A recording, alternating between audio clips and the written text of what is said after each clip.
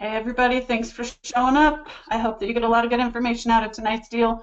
We've done the finding properties before for an entire hour, and certainly there's plenty of material to cover for that. But what we're going to do tonight is try to really focus a little bit more heavily on analyzing properties, because we've never done a webinar for that before.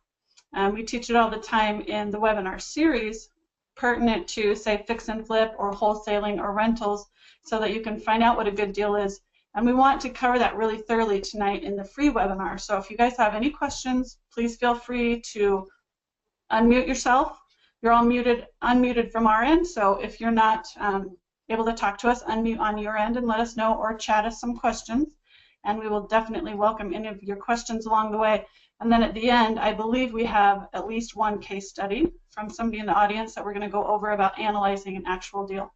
So hope you have a lot of fun tonight. It's a very necessary topic to understand inside and out when you're a real estate investor, because this is where you're either going to make money or lose money. Pretty important, right? So talking about finding the deal, there are a lot of places to find deals. Hands down, you'll hear me say this 100 times, probably just this year, but networking is the best way to find your deals. But there are other ways too. Driving around, you can look for signs in the yard, flyers on doors, mailing out postcards, connecting with realtors, any for sale by owner ads, and those are other people listing their properties for sale by owner. Sometimes they don't have enough room in the property to do a deal with you, but that's what analyzing is for. You need to ask the right questions and find out if there is. So possibly some FSBOs. Networking with everybody that you know. It says associates, that means people you work with, neighbors, old people you used to work with, or people you used to work with that are not old per se. But you know, previous jobs, previous work associates, and then investor groups are really important. Make sure that you guys are finding your groups locally. Anything within, most people are okay driving within about an hour of where they live, and you may have 2, 3, 4, or 5 investor groups that are within that hour radius. So decide which ones you want to go to. I would recommend you go to all of them and give them a try and see which ones you like the best before you decide if you want to join as a member for the year or not. Basically, what you're looking for fits into 2 different categories. Either the properties themselves are distressed or the sellers are distressed. Their situation is such that maybe they're getting divorced or someone has died and the property is probated. They could get a job transfer, need to move either too far away within the state or even out of state. And then tired landlords, people that are just plain sick of being landlords and they just want to sell the property. And in fact, those can be some really good seller finance deals, because a lot of times people that own the properties as investments, not as their own personal residence, already have a loan on the property and they just don't want to deal with the management headaches. And so you're looking for people that might be able to give you what we call a wraparound mortgage or a contract for deed, and then you don't even have to go and get your own loan. You can get it directly from the seller. Those are pretty sweet. The distressed houses, pretty much like it sounds. Whether it's vacant and run down, it's condemned, or they've had a fire, a flood, hurricane, or anything like that, those can be some pretty sweet deals to pick up too. Steve, do you have anything to add to those so far? No, it sounds good. Okay. Now just picture yourself as the center of everything. This is your business. So you want to make sure that you're working from the inside out, everybody that you know. So your circle of influence, go through realtors, go through people that you know, people that those people know, and you just go layer and layer out deeper. It's been rumored that actually everybody in the world is connected by a level of 6 people.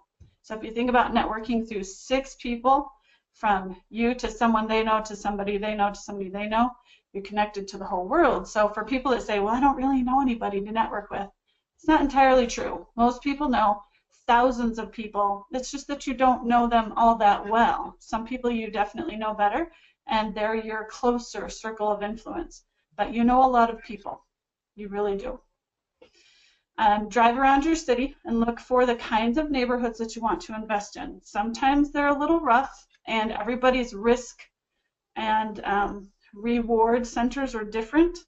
And so sometimes certain neighborhoods are okay for some investors and not for others. You have to decide what works for you. And feel free to take pictures, get some videos. The properties tend to start blending together after a while.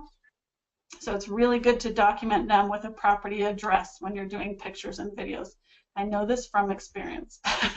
And even when you're going out and you're meeting, say, with a realtor at 4, 5, 6 properties, sometimes when I've gone out of state, we've crammed 10 properties in a day. And if you figure that's about half an hour per property by the time you drive there and walk through it, that can be pretty exhausting. 5 hours straight of looking at properties, chatting with them a little bit, and at the end of that day, your brain is pretty tired. It's hard to remember which ones had the blue paint and which ones had the pink paint, and it just kind of starts to mush together. So make sure you do a good job in identifying, but also documenting the properties that you find. So this is you driving around. Now you go to your next level, you've got realtors. Realtors are not all the same. Some are very good at working with investors and finding investment properties, and some are not. So what we want you to do is find the ones that are good. Basically what Steve and I feel is important for you to do is to give 2 or 3 realtors the criteria of what you're looking for, put them to work, and see who comes back to you with the best fits, who's listening to you, who's finding what you want, and who is responsive. Because if they're non-responsive, it's probably outside of their comfort level and they're kind of avoiding it, or sometimes they're just too darn busy, and you don't want somebody who's too busy to help you. That's their job, is to help you. So find the realtors that are doing what you need them to do. Understand that the best thing about realtors is not only their licensing and their professionalism and their skills, but it really is this huge database of properties. Now, they'll have a database called the Multiple Listing Service in their area. Some of the MLSs, the Multiple Listing Services for the local areas, also cooperate with other MLSs. If you look at this map, it's just like this. Within a small geographic area, you might have several MLSs, so you need to see which ones your realtors you're talking to are members of and what properties can they access. Even though I am not a member of all of the MLS systems within our state, I can also call other realtors that are members, and the way that ours work, there are some properties and listings that I can access on other people's MLS systems because they also post them on our MLS and they're cooperative. So you need to ask some of those questions of your realtors as well. Where can they find you properties? And if you're going to a new county, a new state, you definitely want to find new realtors that work heavily in those areas. All right, all of these people, remember that you know some in all this category. This slide is to reinforce and help get your brain stimulated that you really do know a lot of people, right? Your neighbors, even if you don't know them well, go get to know them a little bit better. Old neighbors, your current coworkers, your old coworkers, acquaintances, might even be people that you just met through the PTA. Maybe you know that there are parents of your kids' friends that you can network through. Sometimes they have money. Sometimes they are good private investors or partners. I would say many times they are going to be some of your best private investors. They don't necessarily have the wherewithal, so either the desire, the knowledge, or the skills to go out and make this work, but you guys do. Especially if you join with us, that's what we do. We teach you how to go out and do all of these things, how to work with the professionals in your area, mixed with some accountability on our side so that you can get these things done. These things require time and energy, and some of your coworkers want to invest, but they don't know how. Some of your neighbors want to invest, but they don't know where. Some of your acquaintances know how to invest, but they don't have the time or energy. Hopefully you get the point. There are people out there that need to be good partners for you, and you guys can be the movers and the shakers that get the stuff done. That's how I did. I never actually counted, but I had a partnership. There were 3 of us, and that's all that we did for 7 years was partner with other people. We'd go out and find private investors or partners who would split the deal, so they'd either back the deal and get a percentage of the deal, or they would come in as actual partners, decision-making partners, and split the profits. So I know that you guys can find the people that will help you to get the deals done, even if you don't have any of your own money. Now, some of my favorite properties are the bank-owned properties because they're simple. So without spending tons of time on why tonight, I'm going to give you the couple of bullet points. Number 1, they've already been through that really long foreclosure process. It's much more simple than going through a short sale to have the bank already have cleaned the slate and put the property back on the market. Now that's what is a bank-owned property. The bank has officially foreclosed, taken the title back, and now they own that property and they're selling it. I really like that.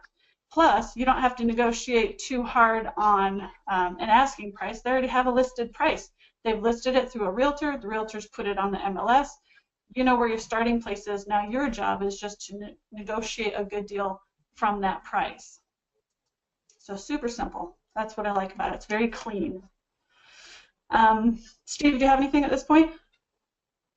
I don't think so. I think you're covering it very well. Thank you. Okay. Yep. Wholesalers are a fantastic way to find deals. Not necessarily or not only just in your local area, but even out of state. That's all that some people do.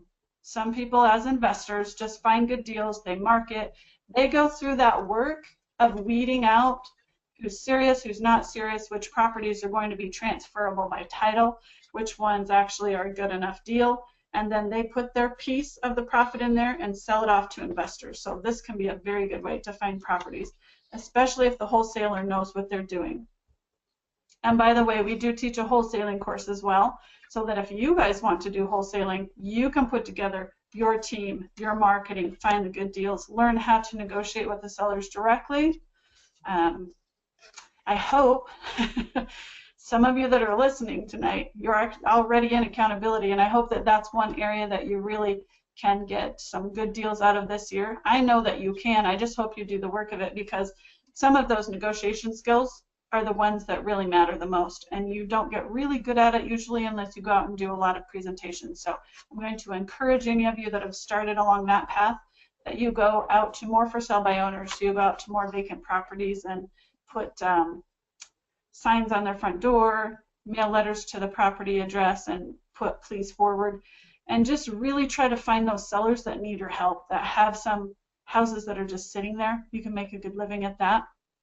But that's one thing, whether you're the wholesaler or somebody else is the wholesaler and you're picking it up from them, that makes a wholesaler good, is knowing how to negotiate that deal. And what we're going to talk about in the second half of tonight with the analyzing the properties, that's really a great way that you can figure if it is a good deal or not. You have to know if it's a good deal to present to someone else. You don't want to get shot down by everybody. Now, I've presented certain properties to people and they've said, no, that's not enough profit for me. It happens. You just have to expect that. But then others, whether their criteria is different because maybe, for example, they're going to keep it as a rental instead of a fix and flip, they don't need as deep of a profit margin. So they can be good ones to wholesale properties to those kind of investors that are looking for rentals specifically and are growing their portfolio for retirement. Or for generational wealth if they want to pass things on to their kids and they're trying to create a legacy. Those are good people to find as well that you can sell your wholesale deals to. So back to finding for you, if you're looking for wholesalers that have good deals and you want to pick up the deals, go to some of the local investing groups and ask who are the wholesalers. If anybody in the room has been there for a while, they should know, oh, he wholesales, she wholesales, and they can point you out to the people in the room. Also, signs around town. I've been doing a lot of talking. We haven't been interactive. Let's open it up for a minute. Who knows how to find wholesalers around town by their signs? What kind of signs do they post? What are you looking for? We post signs that say we buy houses or I buy houses or you cash fast. Hmm? Those are wholesalers. Perfect. So that's how you guys can identify them, and then start calling them and writing up a database. Just make sure that you write down their name, their number, ask them some questions about their properties, and get to be friendly with them. And then realtors actually sometimes know wholesalers. Now this category, remember again, all realtors are not built equally, right? So you're going to find some that know wholesalers and deal with investors and some that don't, most that don't. So your job is to comb through all of them and find the ones that do. If you go to the investment groups and there are realtors there, there's a pretty good chance they're the kind you want to work with. They might be bombarded, but that's not really what you have to worry about up front. If they're performing and send you stuff, It doesn't matter if they're working with 10 realtors or with 10 investors if they have enough deals. And then again, you might have a realtor that's only working with one other investor, and they are bombarded because they don't have enough inventory flowing through them. So I recommend that you talk to them, just ask them questions. Again, the format's the same. Get their name, their number, what they specialize in, what they do, what they're looking for. And then a really nice thing to do for yourself is to ask them also, you know what, I'm going to turn this back to the audience too. What kinds of questions do you ask realtors, loan officers, contractors, CPAs, anybody that you meet at the investor groups? What are you always looking for?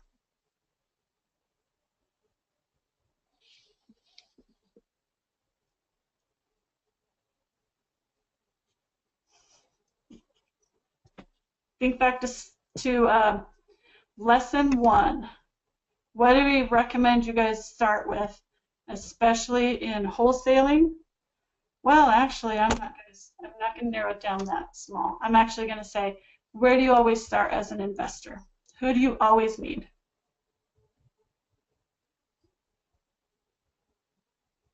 Always need a lawyer, Good. Who else? an accountant. Yep. Somebody to sell the property to. Yes. There you go. Good. Can you get some other wants? Well, I'm going to call them needs. Wants and needs. Who else do you want and need on your team?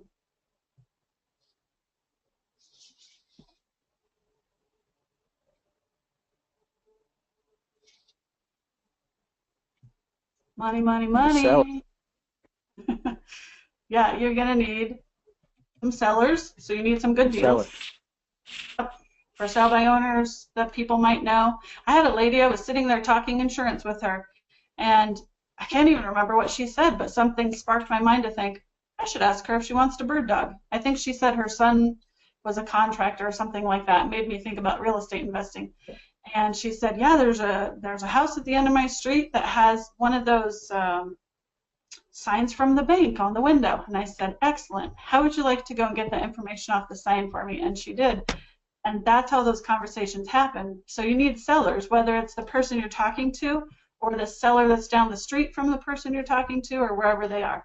But you definitely need teams. So remember, we're going to keep pushing you guys until you have a full team. And yes, that's a little different if you're wholesaling versus fixing and flipping or landlording.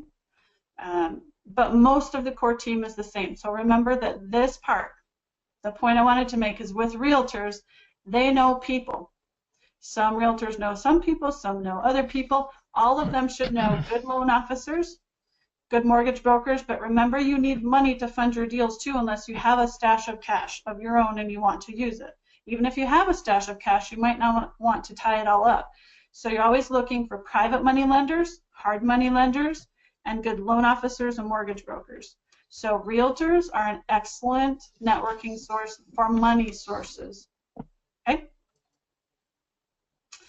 All right, government, red tag houses, government-owned houses like the HUDs, the VAs, anything that has been taken back already through a foreclosure process. And then your tax deed sales, same thing. They're being sold because people owe taxes on them, back taxes, and sometimes you get good deals that way. So investing out of state, you need the same kind of team that you do even if you're in state. So you need to go back through, you're going to have a whole list of people for your out of state that aligns with the whole people that you have a list of in state. You still need realtors. If you're looking for good properties that other people have sorted through, you want wholesalers and bird doggers. Property managers, if you're going to hold them as rentals out of state. And go through friends and family. There are a couple of people that are in the program right now that are actually finding good deals through their friends and family. Don't rule out who your friends and family might be connected to. You never know until you ask. And most of you, because you're brand new or fairly new, people don't know what you're doing yet. Ooh, I'm going to pick on Ray. Hey, Ray, what did you tell me tonight? What did you text me? About that house. How did you find it? I like how you said it. Oh, a friend's friend called me about a foreclosure. Exactly. A Um, friend's friend. You know what that reminded me of? what's This that? little circle. The little circle of influence. So now you're Okay. 2 layers out. So your friend told another friend and that friend called you. It gets really exciting when you start getting to the second and third layers out there and people are referring you because they say, oh, I know a guy that can help you, right? It's happening. That's one of those things that I look for as a coach, is to see as people are actually out there doing things, spreading the word, what starts to come back to them. So that to me is evidence of things to come. If you're already getting referrals from people and you continue doing what you're doing, how well do you think your business will be referring within, say, 2 years from now?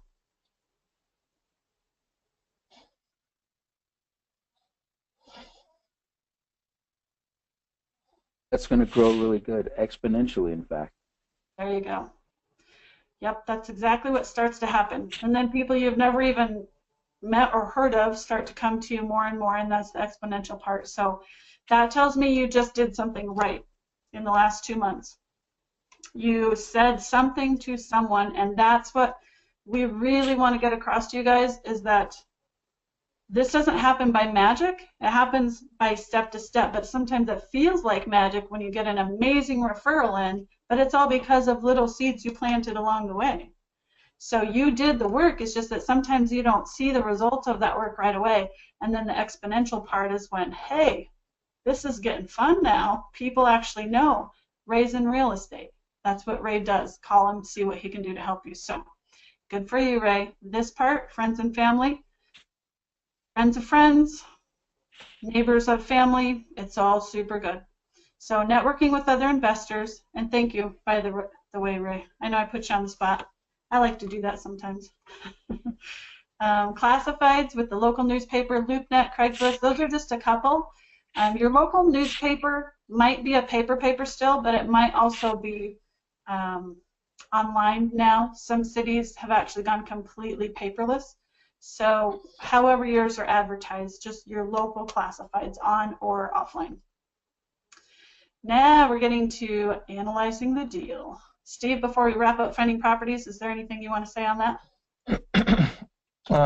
No, other than these are a few strategies. There's some more things that that you can do to find properties, but Yep. these are some of the main ones that if you spend some time and some effort actually working one or more of these strategies, it's going to bear fruit. If you get kind of a scattered approach, then it might be hard to build up a very big portfolio of stuff. But it's better to get really good at a couple of things. So as you go through the list and you see all these different options for finding stuff, try some things out, see what fits best, and then focus on a couple of things and learn to do them real well. Excellent. All right, so getting into analyzing the deal. This is where some people get pretty hung up. They get into analysis paralysis. You want to analyze enough that you're safe in the deal, but not so much that you never pull the trigger. So the ARV is the first thing that you need to know, really. If you don't get your ARV calculated correctly, it's going to make all the other numbers you base off of it come up with some off numbers. So the best ways that you can get your ARV are to get your real estate agents to pull comps, your sales, the recent comparable sales in the neighborhood. The closer to the house, the better. The more similar to the house, the better. Sometimes they have the luxury of a lot to choose from, and sometimes they don't. But even if they don't have a lot that are super, super similar, they know how to make the adjustments, and they tend to have software that they can use that sometimes they'll even do manual adjustments. So the combination of manual adjustments with software and then their, I didn't say that right, automatic adjustments with software and their manual adjustments from their experience, knowing, you know what, this house is a little bit bigger, we've got to take a little bit off for the price per, the the square footage. That will change, or perhaps it's a newer remodel and the condition on the software says it's about the same, but the realtor knows the one house has been remodeled more than the other one, so there can be some value credit there. So some of this is not an exact science, but that's not to scare you, that's just to let you know it's a good thing to ask your realtors or an appraiser if you're talking with one of them. What differences do they see in the houses between your subject property you're trying to get the ARV on and the comparable sales that they're using to determine the value off of? And then your online estimates. Now, I just want to say a caution before I even get into this section. Be very, very, very careful about doing your own estimates. Zillow and Trulia are two good examples of places where it's fun to find some good deals and places where you can get rent estimates, general neighborhood values, great maps. I love them for their maps.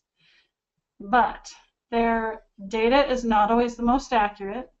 It's not always even up to date, where in comparison on the MLS, everything is required to be up to date and numbers put in accurately. It's very regulated, it's very watched over, and the realtors get fined if they do anything funny in there or inaccurate. So they're held to a higher standard of information being correct and up to date.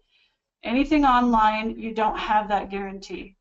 So if you have an account set up to the MLS of your realtor using the comps on your own, especially after you get pretty good at it, can be pretty reliable.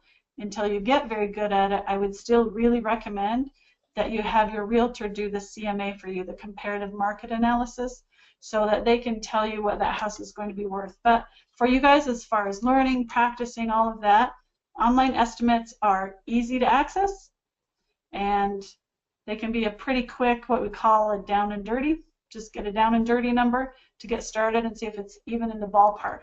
If you like the deal and it looks pretty good, definitely talk with your realtors to figure out what the after repair value is going to be. So let me give just a simple definition. I don't think everybody listening to this recording is going to know exactly what this means. Okay, so it is an after repair value. So that means if you get a property, you fix it up and you put it in its best condition to be resold on the market. So not its current condition, especially if you're talking about distressed properties, anything that people have left vacant for a while. Your after repair value is really based on, gee, if I fix this up and made it livable and kind of cute, that's the value I could sell it on the market for. So that's one you're generally looking for any wholesale deals or fix and flips for sure. Rentals can be a little bit more squishy just because your sale quality of how you fix it versus your rental quality is a little bit different. So let's go to tax valuation. That's also another way. Another big caution of what I found with tax evaluations, every taxing authority is going to value those differently. Very, very seldom do you see the tax value equal to the market value, which is if you put the house on the market right now, what would most buyers say it's worth and want to pay for it? Your tax is usually going to be a lower amount, but sometimes in markets where the values have gone up and up and up and up, and the county only, let's say they regulate the taxes or they assess the tax values every 1 to 2 years, they might not have adjusted for that dip if it starts going down. It's very hard. It's very hard to look at a tax value and say, oh, that's what the property's worth. I can give you one really quick example. There were properties a few years ago. I was looking to sell a couple of fixer-uppers in Indiana, and the tax value said that they were right around 80 to 120,000, and on the market they were only selling for about 50,000. So if I had tried to base my after repair value based on the tax evaluation, I would have had huge losses in the property. But luckily I knew that little trick, and you guys should always remember that. There are some cities, some areas where the tax valuations are really far off like that. They can be double the amount. Usually they're going to run about 10 to 20% off. That's more normal and average. But you still want to just check for trends. If you're in a neighborhood and you see Well, these 3 properties were taxed at around, their valuation's about $100,000 a piece. But then these other ones that are similar to them sold for $70,000, and these are still unknown. They're not even on the market for sale. You really want to go with the ones that have actually sold, not the ones that are up for sale and haven't sold yet, because you don't know where they're going to end up when all is said and done, and not with the tax valuations. That's just far too risky. So, Steve, what do you got? Yeah, I just wanted to add one thing, and that is that sometimes you'll find a property or find out about a property that's in an area where it's really tough to get a CMA. And some years back, we were working on a deal down in Green River, which is, a little puddle stop on I-70 down in southeastern Utah. And the last sale they had that was anywhere comparable to the house was like 4 years old. And so we could not get a conventional bank to work at all with us. And finally, the deal got done by going to a small local bank who did their own house appraisal of it, rather than rely on a CMA. But just want to make you aware that be persistent. If you think you've really got a great deal, but you can't get the absolutes on the values, you're going to need them eventually. So don't just gamble that you're going to be able to put it together and then have the property resold and financed, because if no one else can get a CMA on it either, it's going to be really hard for anybody to get funding to buy your fix and flip or your wholesale deal or whatever. So get the answers before you dive, but understand that there's more places to look than just your standard ones. So you may need to dig a little bit. If you come across something and you have questions or you're not quite sure what to do with it, let us know and we'll help you through that. Excellent. Thank you. Do you want to cover cost of repairs? Sure. Okay. So cost of repairs. I'm sorry? Do you have slides up, or do you want me to leave mine like this? Hang on, I'll get slides up. So keep talking.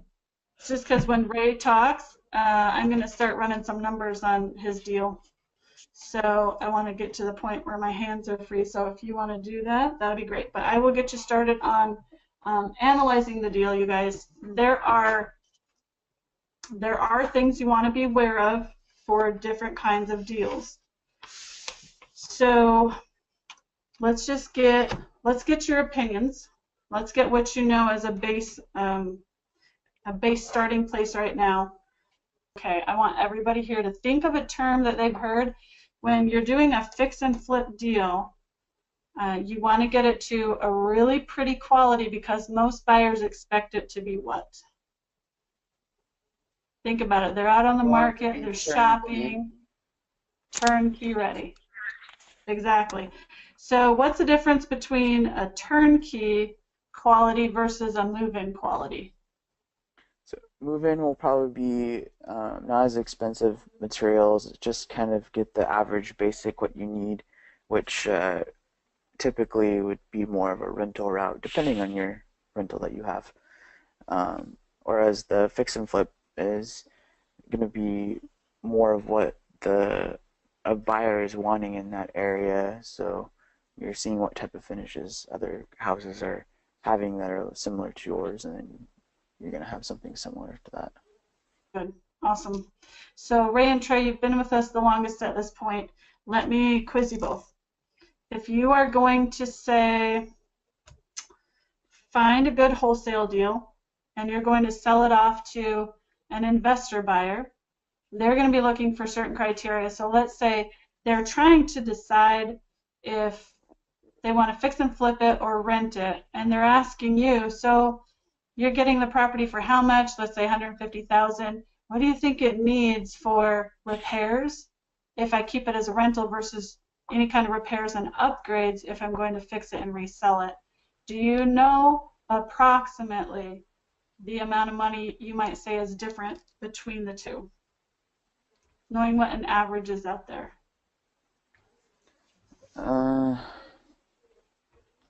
So 150 is what you're picking it up for. I mean, I don't know, depending on how much work it needs and stuff. And obviously it would depend on the property, but just like thinking about it between a rental and a fix and flip, you might have to put extra 10, 15 into it maybe or something like that, you know. Yep, that's exactly what I was looking for. Right, because most of it's going to be the same. If you need new appliances, you need new appliances either way. But you might put in a $1,500 set into a rental or a $2,000 set into a fix and flip. So all of those little bit of nicer upgrades that you're doing in the fix and flip, that's one way that you know you need to run your numbers a little bit differently. So cost of repairs, I'd say you said it just perfectly, about 10 to 15,000 on a house this price.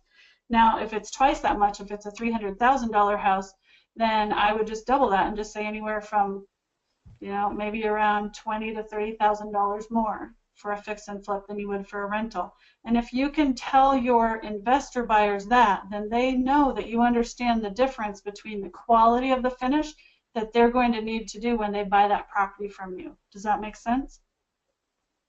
Mm-hmm. Okay. I'd Excellent. like you to say that. I'm not understanding it completely. Okay. So let's have Steve go over a couple of things in actual numbers here for a little bit, and then we'll go back to see if you understand kind of the broader concept on it. Steve? Yeah. So why don't you do, there aren't any examples later in here, right? Let me take a, oh, No. You got the slides now. I was going to move the slide and I can't. Okay. Well, if there aren't any actual examples written out, everybody grab a pen and paper, and if you've got a calculator handy either at your desk, your computer, or on your phone, grab it, because we're going to do some real life practice tonight. Or you can use the one on the screen. Steve, don't tease.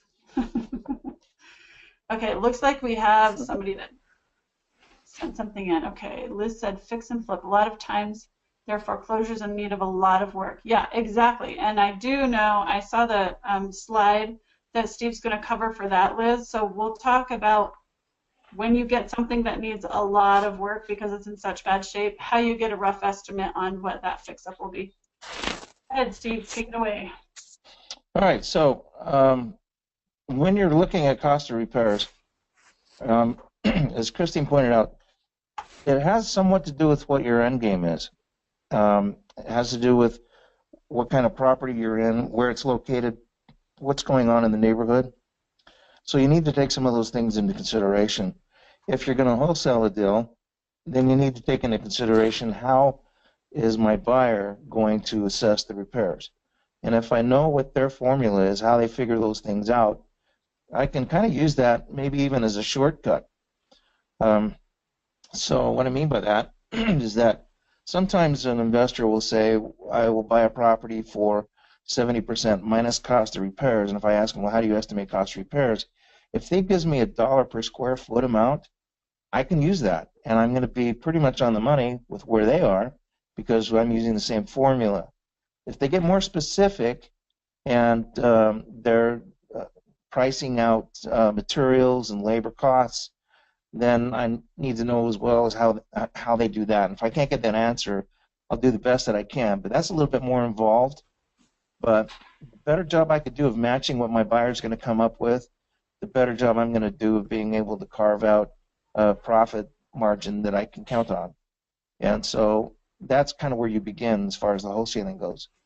But some of the things that you can do, one of the best favors you can do for yourself in learning this business is to just shadow somebody else that's doing this sort of stuff. So if you can shadow another rehabber, that is follow them around, learn from them on the job, that's priceless. They'll show you how they calculate stuff out, how they figure things out, how they assess damage, what they look for when they go to do the inspection in the house. And you can learn actually just simply by watching somebody else who is practiced at this sort of stuff. Watch them doing it. Other ways that you might be able to estimate cost of repairs would be to go to sources like Home Depot or Lowe's.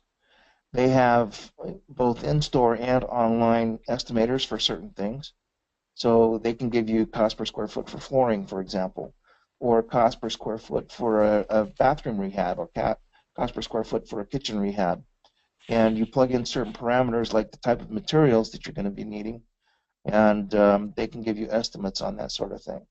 So that would be going to somebody else who's a specialist in a certain area and having them help you to do those estimates. So that might be a good place for you to start. Now, if you're going to use a cost per square foot formula, this is what we call just shooting from the hip. Good formula. Again, this is going to depend on the area that you're in, and geographically, things are going to be a little bit different in San Diego than they are in Kansas City. Okay, so just realize that there are different parts of the country that are pricier than others, and you need to make those adjustments. But just as a general rule of thumb, for basic repairs, carpet paint, cleanup, that's not going to vary a whole lot from place to place. $10 per square foot is not a bad estimate. Add a little bit if you're in some of the more pricier places. Not so much for the materials as that the labor cost is going to go up. If you've got moderate repairs, where you've got things like kitchens and bathrooms, then you're going to start getting into more differences and more cost. So here the valuation on this is $20 per square foot. For anything really major, like if you're going to overhaul this stairway like this guy, you might be looking for $30 a square foot. And that would be like foundation issues, roofing issues, things that are going to be very pricey, things that you're going to need somebody who's a licensed professional to do. And those things you're going to need the extra cost built into that. Again, if you're going to be going from high-priced areas, you might want to add an extra $5 per square foot or so on each one of those. And that'll give you a ballpark estimate of where you'll be. If you need something more specific, you can spend the time to put it all together, but here's the caveat on that. If it's a really great deal, odds are, if other people know about it, it's not going to last for very long. If it's on the MLS, everyone knows about it. And so if you look at something that on the surface looks like a great deal, it's going to disappear overnight. You don't have time to piddle around trying to figure out the cost of every little detail in this thing. You need to make a guess, an estimate, put in your offer, and then during your inspection period, you can get to the detail work. So it's kind of, you need to shoot first and ask questions later, or else you're going to lose the deal. So you snooze, you lose. That's real principle in real estate.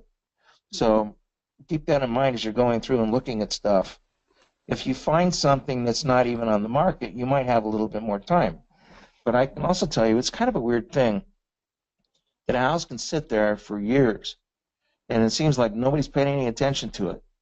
And you start looking at it, and the next thing you know, you talk to somebody, and it's like 3 people have approached them already on it in the last week. And I don't know why that is. It's just a weird thing that happens. So just keep in mind, if you start noticing something, that there's probably a reason for that. I don't know, metaphysics, who knows? But it's real. You can't loaf around. You can't think about deals for too long. You need to take action, then do your analyzing. Okay? Yeah.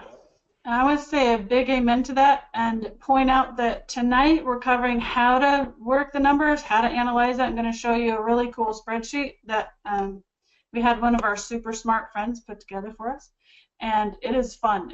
I played around with it a little bit. It's actually a very cool spreadsheet I think you guys are going to love. But then once you have the numbers, what do you do with it? Well, next week, we're going to talk about how do you fund your deals, right? You've got to get money lined up. You've got to know what those numbers are. How much do you need, especially if you're not just wholesaling, but if you're going to be fixing and flipping or partnering with somebody to either keep it as a rental or whatever you decide to do with it, you need the money. But then once you know where the money's coming from, or like Steve is saying, maybe even before you know where the money's coming from, you've got to know how to put that offer together quickly. And one good question Ray asked, Trey, in the seminar earlier today, the webinar, wow, I'm getting words mixed up. Trey in his webinar. Look at you, Ray. I was already putting you at a seminar later. I will love, love, love to meet you at a seminar someday, by the way, when we get to that point. I think we'll have to do one out in New York, somewhere fun. What do you think, Steve? Go do a Well, seminar. my answer to that is always, let's do it on a cruise ship. That Oh, is there true. you go. That's true. Well, we won't do New York in the winter, that's for darn sure. But when we do a seminar, hopefully Ray is there, and if he brings joy and they're on the cruise ship with us, great. But this is what you guys need to do. You've got to find out what can you offer quickly, because like you said, sometimes it's gone. It's gone later that day, later that week. But Trey wondered about an inspection period, a due diligence period, where you can still back out and get your earnest money back. And usually 14 days is pretty standard. 10 to 14 especially, even in hot markets, is still very standard and normal to ask for, especially on properties that are sitting on the MLS. What I wanted to point out is for those of you that are going to be doing a lot of investment properties and not necessarily buying them all through the MLS, but maybe buying some through local investors like wholesalers that blast it out to 5, 10, 20 different investors they know, and then whoever grabs it first gets it.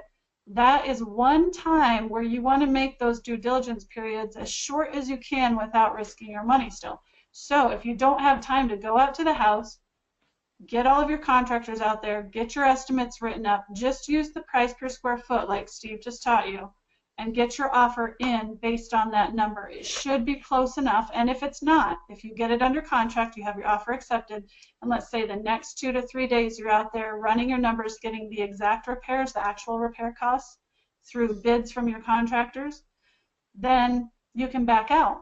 It's easier to back out of a contract than to get into one when somebody just outbids you and the deal's out of your hands. So we want to teach you how to be fast enough to pull that trigger, get the offer in, hopefully get the offer accepted, and then back out if you need to. So go ahead, Steve, on this, and then I've got that spreadsheet I want to work with, especially for Ray's deal, before we're out of time. All right. So yeah, just one more thing along those lines of what you were just talking about, Christine. This isn't something you want to do all the time. But if you make an offer and then you do the inspection and you find out there's more than you had counted on, don't just automatically pull out of the deal. You can then go back to the guys and say, look, here's what we found. There's this, and this.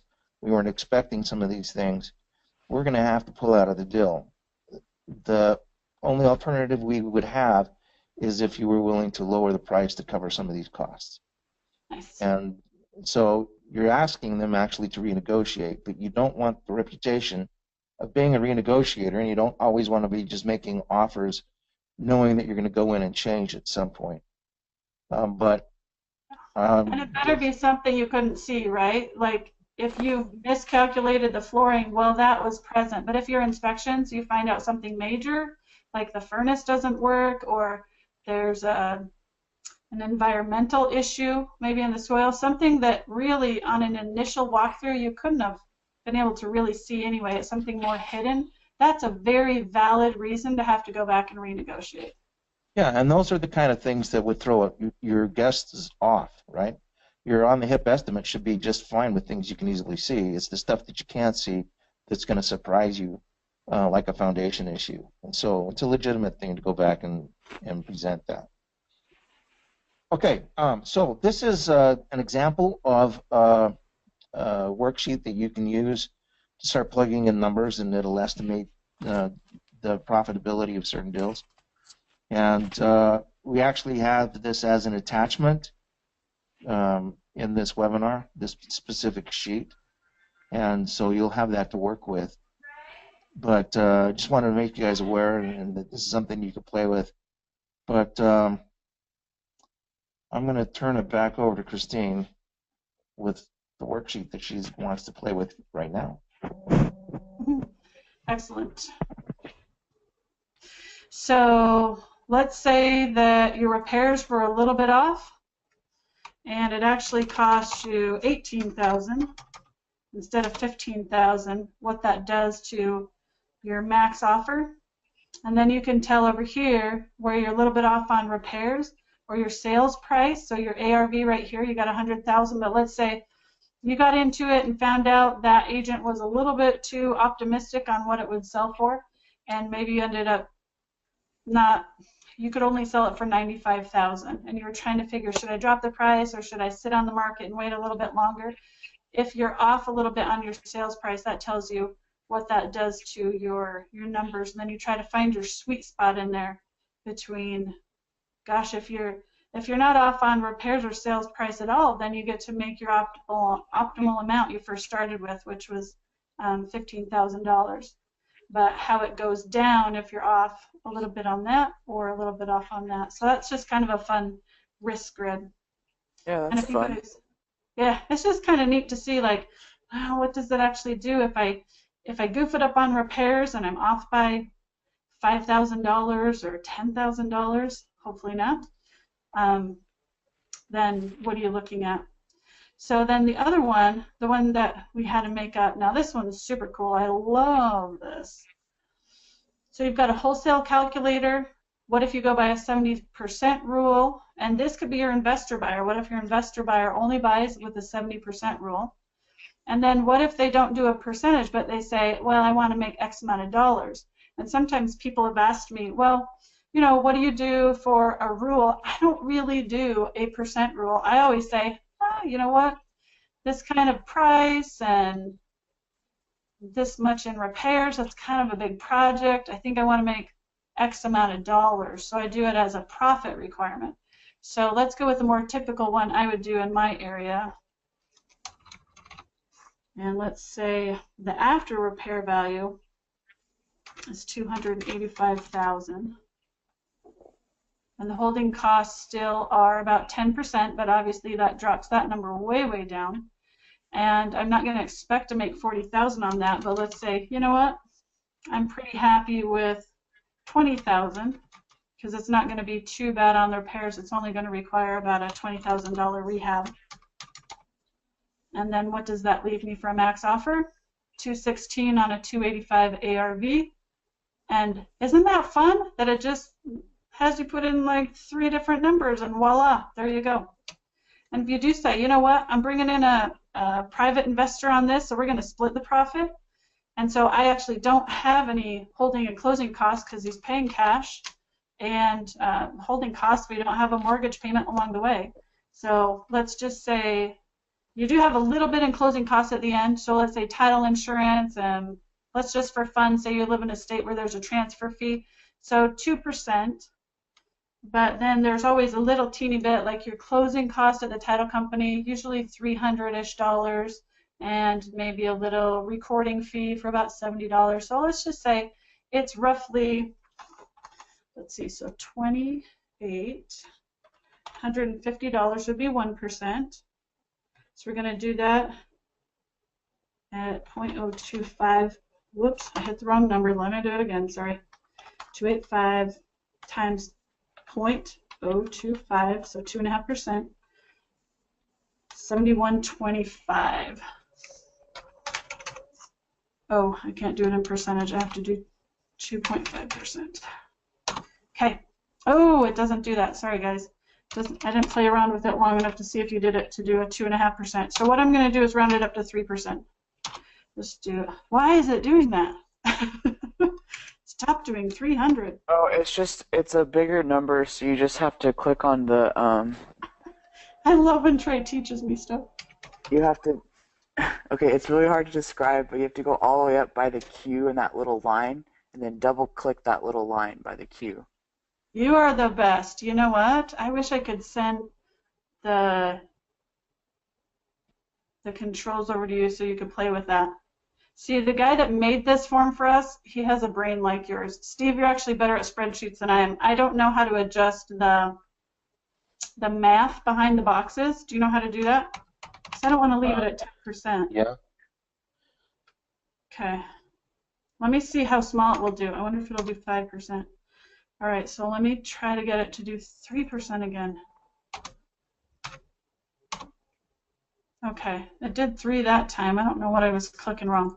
So let me try one more time and see if it'll do 2.5. Anyway, you guys usually won't have, there it is. That's the, oh, it rounded it up. Okay, so it won't do 0.5% on this anyway, but if you guys have a smart friend like Trey, or you want us to figure out how to do a 0.5%, we'll do that. Otherwise, do it manually.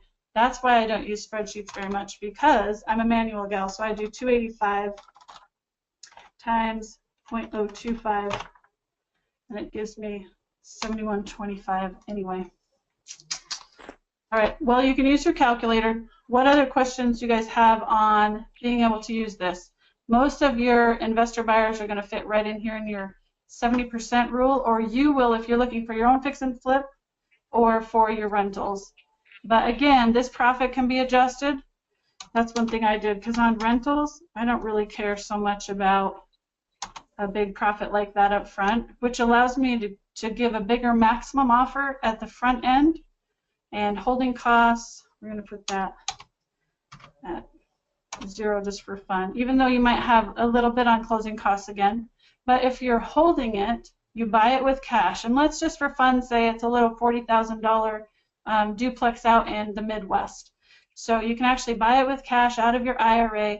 There are no closing costs. There might be a couple of IRA fees, just little ones though. And then you know that, wow, as a rental, if I'm just looking for a small profit and the repairs are, well, actually those repairs are kind of decent size. Let's put them down to 5,000. It doesn't need a whole lot of work, but maybe some new touch-up paint and some carpet.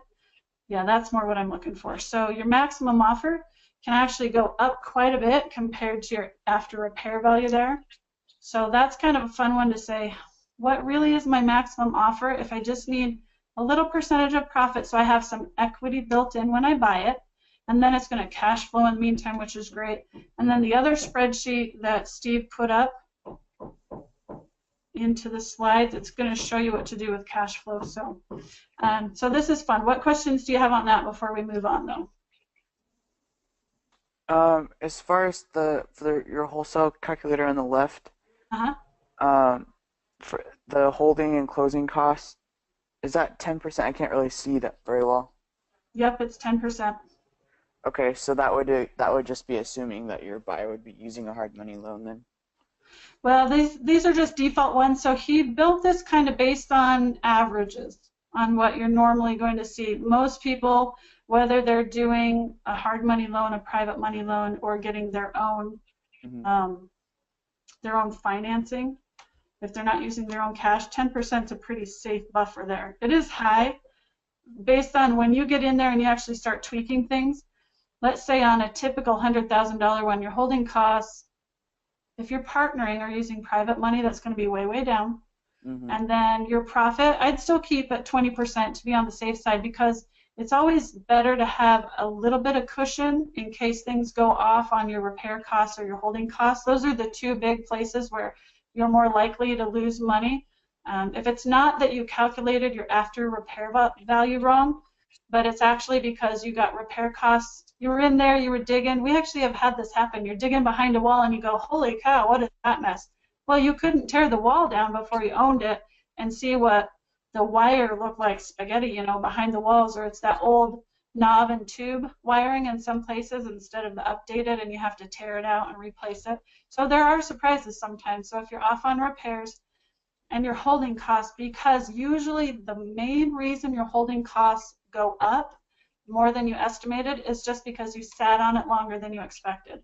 So if it didn't sell in 3 months and it sold in 6, your holding costs are going to be higher. So these are actually pretty high averages, the 10%. That's very high. Yeah. Actually, the interest rate on your hard money loan might be quite a bit more than that, but you're only going to hold it for a few months, and this is giving you an annualized rate. Yep, So exactly. if you're going to do this more accurately, you could plug in your actual percentage, but then you'd have to multiply it by like 3 months or 6 months, or what your average holding time would be, and that would give you a truer number.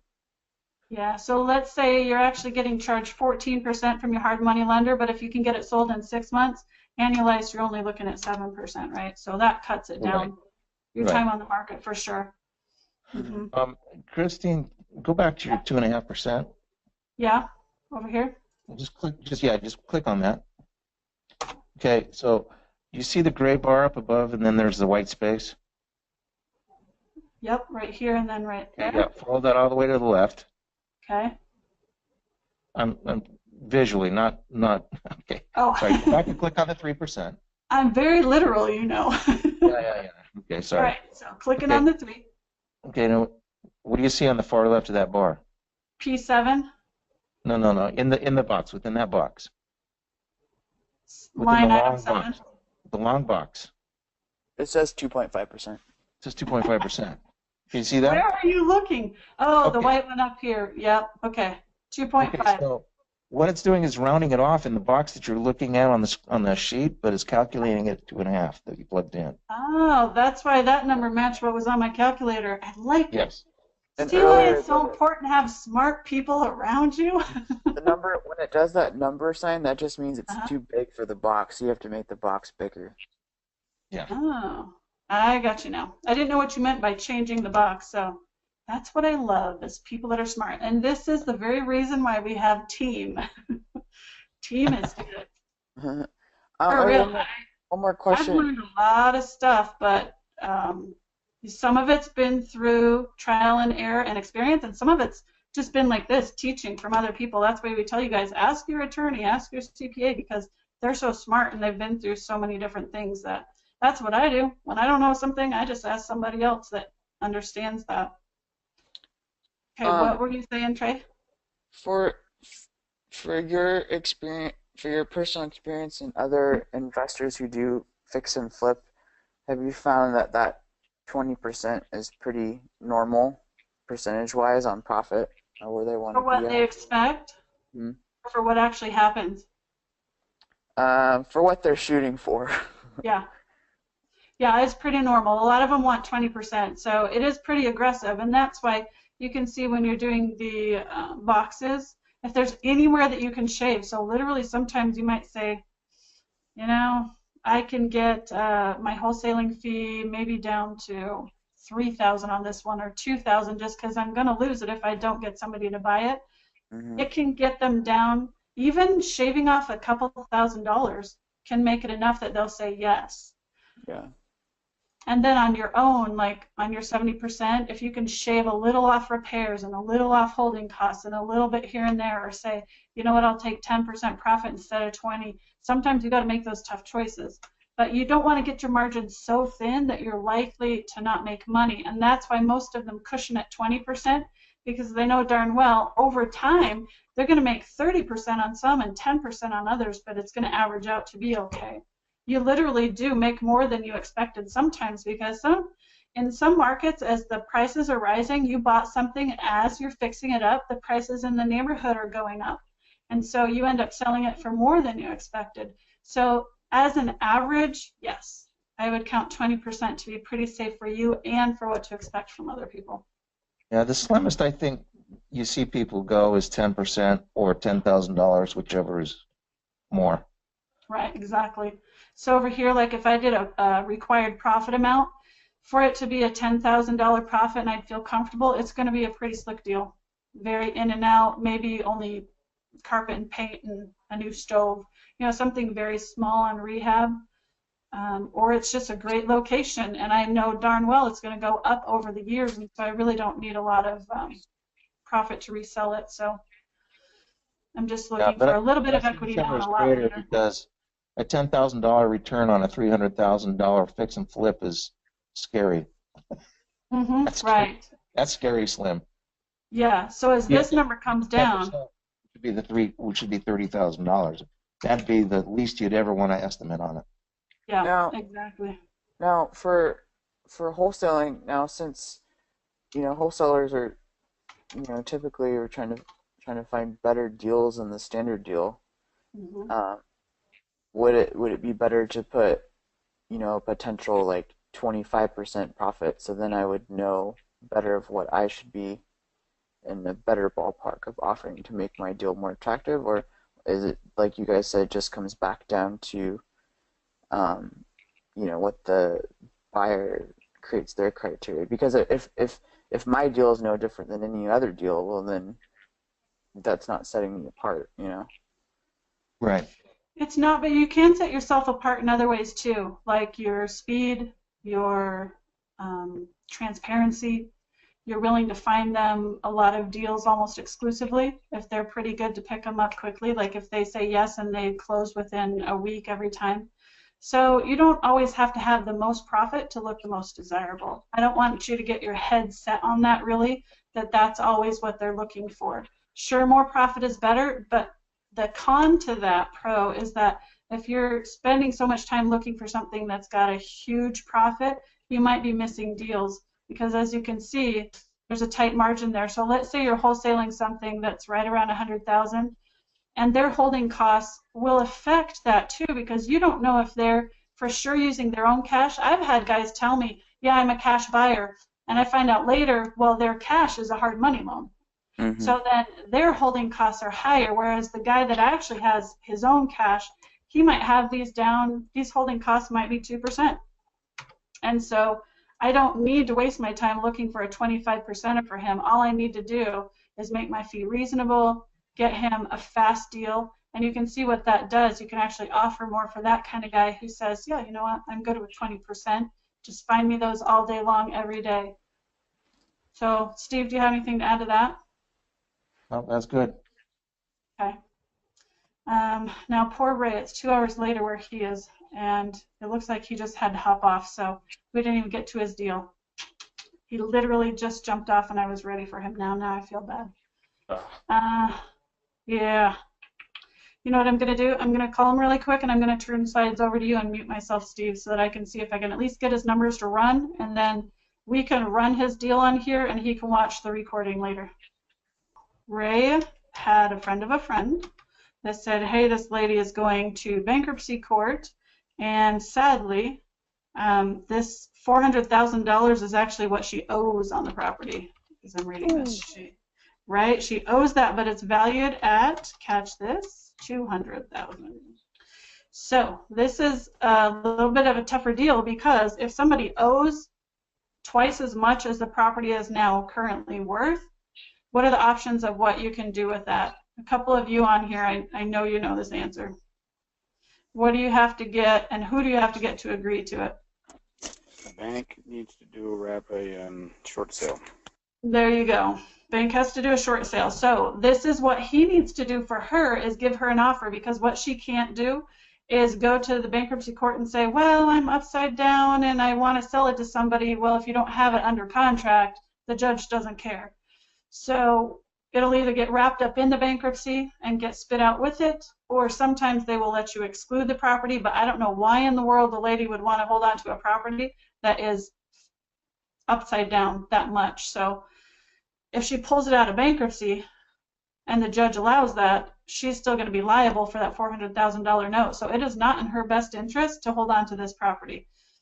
There are some times where it is for the person, and if you're out there and you're talking to for sale by owners and they called you off of your need cash fast or need to sell tomorrow kind of sign, you have to tell them straight up, here are your options. So I can give you an offer that you can then present to the bankruptcy court, but those are some side notes that are pertinent to some deals, not all of them. It is pertinent to this situation for sure. So his holding and closing costs, if he's going to sell, that's not going to matter. He might want to go ahead and put in some for the other investor though. So let's just say he's going to estimate kindly for them at 3%. It did 300 again.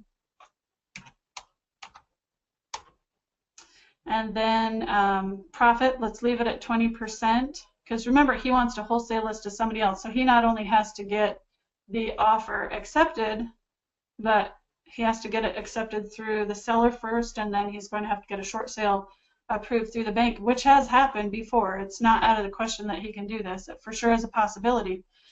And the thing is, if she's going to court tomorrow, now this is one of those situations we're saying sometimes you just have to pull that trigger. He doesn't really have time to sit there and go out and estimate all the repairs and blah, blah, blah.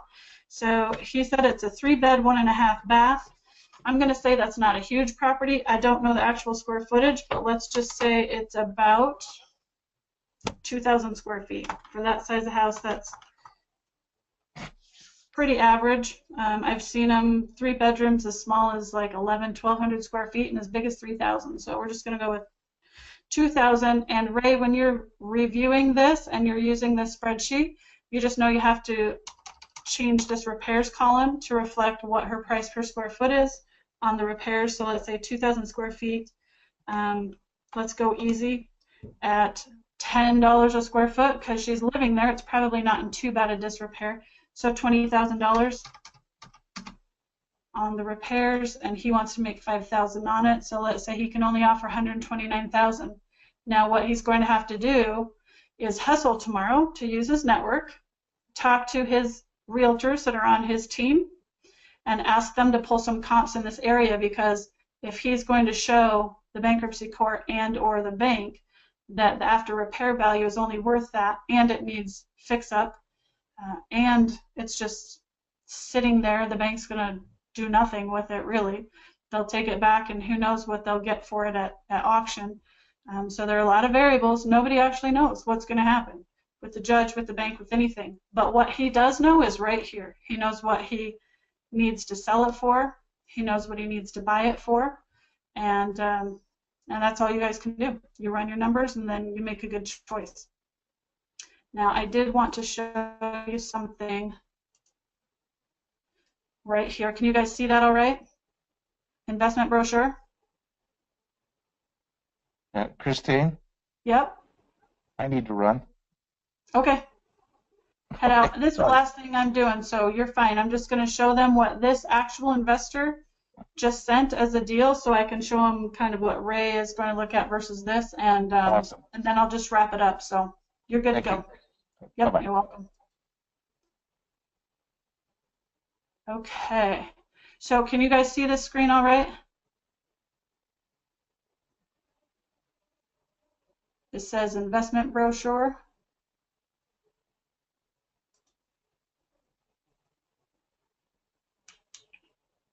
Maybe everybody has stepped away because we've run so long. So I'm just going to take you guys through this.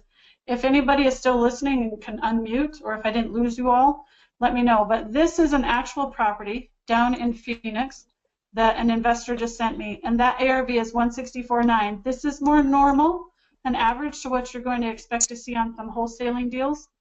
So what you can do is use the spreadsheet to run your numbers just like this guy did. An ARV, he's got it 164.9, potential investor cost into the deal, and then a rehab estimate, an estimated gross profit. So you can take those numbers and plug them in. Now he's got heated square footage, so that's where it makes it a little bit easier for you if you guys were saying, well, it needs moderate work, so I'm going to take $11.20 on the square footage times $20 a square feet, so it's actually $22,400 for my rehab costs. That's going to adjust your offer price quite a bit. And then you can also go the other direction and say, gosh, what if it's only $10 a square foot? Well, then it's only $11,200 instead of his estimated $1,400, and that's where you start shaving off little numbers here and there.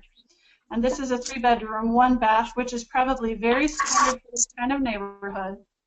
But also, you guys want to see if maybe you could add something onto the back that increases the square footage, or change it inside to where you have an extra half bath somewhere, because 3-bedroom, 1.5 baths sell much more attractively to buyers than a 3-bedroom, 1-bath. So there are, oh, here we got a note. Okay, thanks, Liz. At least I know you guys can still hear me and all is well. But this is an actual one. So these kinds of things, when you get them from other investors or you're trying to put one together to show investor buyers, this is a very nice presentation. And he's even put comps in here. So this is why I wanted to show you, if you take something like Ray's deal, where it's referred to him, and you say, I don't know what to do with it. Where do I start? This is where you start. You figure out what all of those numbers are we just went over. You get comps to back it up. So right here, you can see last sales price on this one, 53.2. Oh, that's all he's got? No, here we go. So that's the other one, but then his comps say, wow, they're selling at 167 a square foot. That's actually kind of pricey. But he's got a price here of 158, one at 165, and these are closed, so these are all sold comps that he's comparing with. He did these right. They're 3-bedroom, 1 bath, another 3-bedroom, 1 bath. That's good. You also want to check the age. See here, it's a 1948. That's a 1948. You want to keep the age relatively similar. And then you can see how far apart they are. The closer, the better. If you can keep them within about a mile max, but hopefully a half a mile from your subject property, then you're doing pretty well. But these are the only 2 comps he sent. If you can send 3 or 4, that's even better. But that's how you can tell what he did as far as his pricing.